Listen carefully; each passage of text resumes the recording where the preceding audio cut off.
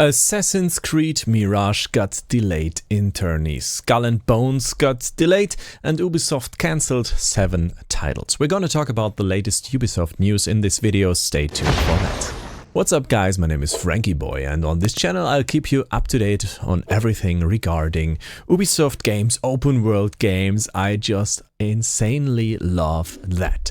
And I don't love that Ubisoft cancelled 7 titles. In an investor call, in advance I guess, Ubisoft said we are in big trouble and investors should prepare for a big hit when the next real investors calls and the next financial call is, because they actually had to cancel 7 games, 4 in last summer and 3 now. Skull and Bones also got delayed because of some problems, and I guess this one will release in the next financial year, which is the 1st April until March 31st in 2024, so it might be delayed by a year. I don't think so though. I think the game will be delayed by 1 or 2 months.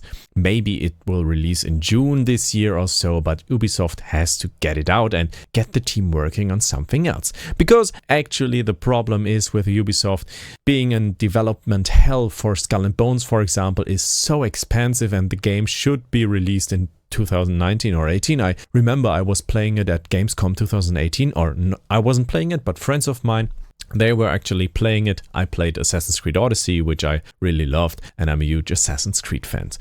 Yves Guillemot himself, he wrote an email to the whole Ubisoft employees and said, hey guys, it's your turn to turn the tide, and you have to do that. That's kind of strange because he's actually top management and he has to make sure that everything goes the right way, and he has to make sure everything is just how it should go. And hearing that from a top management is kind of scary, I guess, and I think that's a really bad sign, and makes me think about the products that were released in the last few years. For example, Ghost Recon Breakpoint. It was the first of the flops. Well, you have to say the team really turned it around and gave it a 180-degree switch, because it's now actually a really nice game. You can play Ghost Recon Breakpoint today and will have a great time, but this wasn't always the case. When it released, it was like a little disaster. And following the release of that, well, we had Assassin's Creed Valhalla with some success, but nothing after that that really was successful. Far Cry 6 was a huge flop. When I compared the clicks on my channel to Far Cry 5 videos, it was like 1/4 of that, and that could scale to the success of Far Cry 6, I guess, because it was a way bigger title in total, but not so successful as Far Cry 5 was. And in total, I have to say I prefer Far Cry 5. Leaks show that Ubisoft even wanted to be taken over by another company, but they should have laughed at Ubisoft because of the structure of Ubisoft. Ubisoft's structure is so big, they have so many teams all over the world, and it used to be a strength. Now it should be like slowing them down and making everything just like a tortoise trying to get out of the water, and it's really difficult to turn that around. I think it's nearly impossible. And what could we expect from Ubisoft in the coming years? Yeah, they said, okay, we want to focus on everything that works. That might be Assassin's Creed, Far Cry, The Division, maybe Ghost Recon even, Just Dance, Rainbow Six, of course, a great franchise, and maybe some other ones that we don't yet know about, or that don't get cancelled in the future.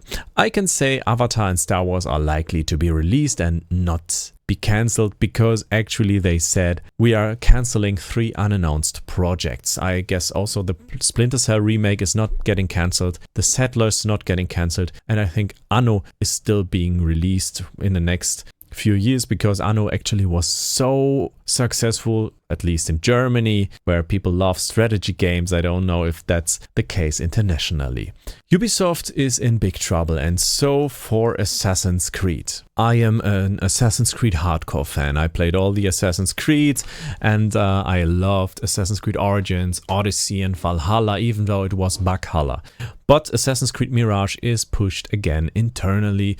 The next rumored release date is August, but the next release date that could be really realistic is now November 14th, the next Assassin's Creed anniversary. It's also a Tuesday and this would fit. Assassin's Creed 1 is 16 years on this date, and I think Mirage could also be released at that point, because actually Assassin's Creed was always released in like autumn or maybe winter. Assassin's Creed Mirage has high potential. We play as Basim, the little thief running through the streets of Baghdad and trying to become an assassin, and we will ultimately be one, because we actually know that will happen from Assassin's Creed Valhalla. The potential is there, but some leaks also showed, okay, Ubisoft just does this as a fan favor, because many fans always shout and cry, yeah, that's not Assassin's Creed anymore, we want a shorter one, we want parkour again, and I get that. And that's what Ubisoft delivers with this title. I hope that this will be successful enough to, be maybe also continued in the future as some smaller titles for fill up between the main games, because Assassin's Creed Mirage will be like 15 to 25 hours, I guess. That will be really small. I'm curious what will happen to that, but it's still sad that the release will remain in 2023, and that's great, I guess.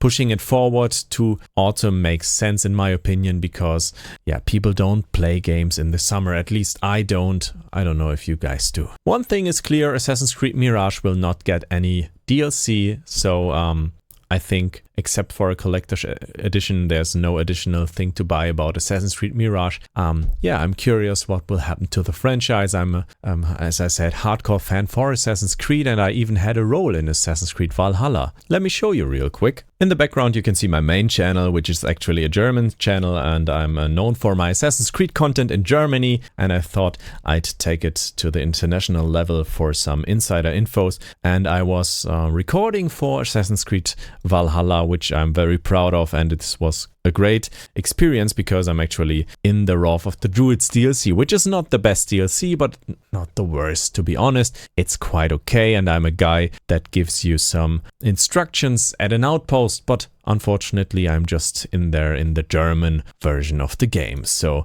my main channel is called Fragnat, if you are curious. I got some comments about why my video quality is so high and my subscription counter is so low. That's because I just started this new channel and I'm actually experienced in content creation for 5 years, but in Germany only. So see you guys in the next one on Ubisoft or Assassin's Creed, or maybe The Witcher if you're interested in that. Hogwarts Legacy is also a topic on my channel. Have a good one and see you. Also subscribe for more kebab. I love kebab. It's great.